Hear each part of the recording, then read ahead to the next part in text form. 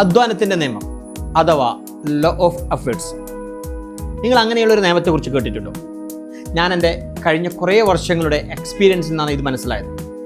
നമ്മൾ എന്തെങ്കിലും നേടിയെടുക്കാൻ വേണ്ടി ആത്മാർത്ഥമായിട്ട് പണിയെടുക്കുകയാണെങ്കിൽ ഞങ്ങൾക്കത് ഉറപ്പായിട്ടും കിട്ടിയിരിക്കും.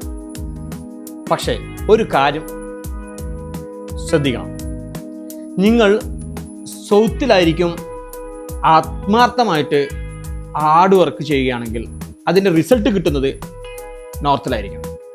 അഥവാ നിങ്ങളൊരു ബിസിനസ്സിലായിരിക്കും നിങ്ങൾ നല്ല രീതിയിൽ എഫേർട്ട് എടുക്കുന്നത്, നിങ്ങൾക്ക് അതിൻ്റെ റിസൾട്ട് കിട്ടുന്നത് വേറൊരു ബിസിനസ്സിലായിരിക്കും. പക്ഷേ റിസൾട്ട് ഉറപ്പായിട്ടും നിങ്ങൾ ജീവിതത്തിൽ കിട്ടിയിരിക്കും.